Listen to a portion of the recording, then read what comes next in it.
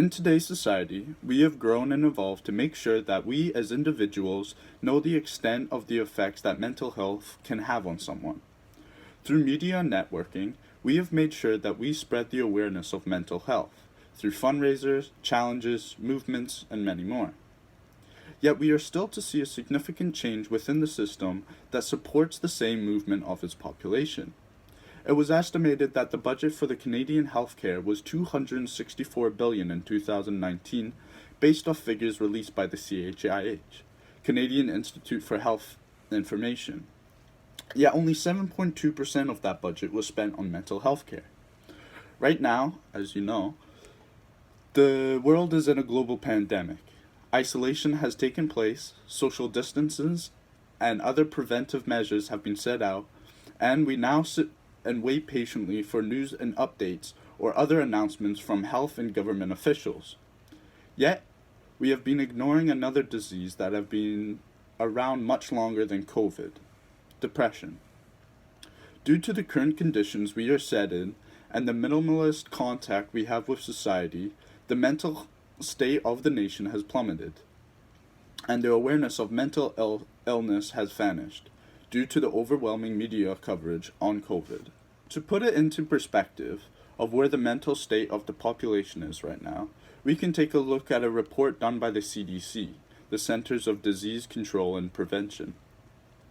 This report showed a tripling of anxiety symptoms and quadrupling of depression among 5,470 adults, compared to a sample taken in 2019.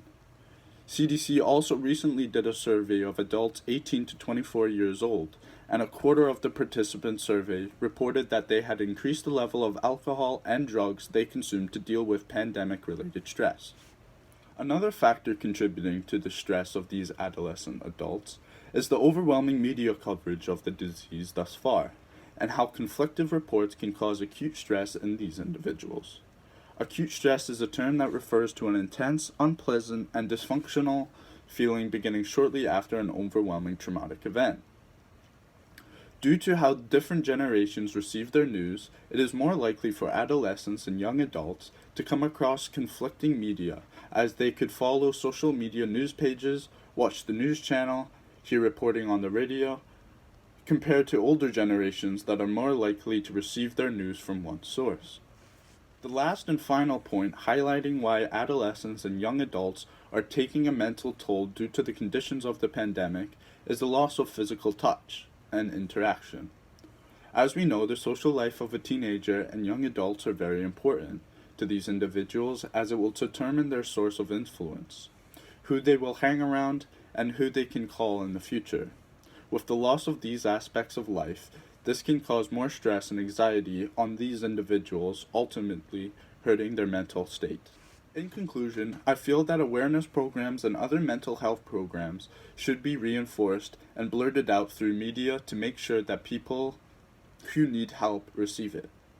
I also think that the Canadian government should think about raising the budget towards their mental health care within Canada to avoid any future complications.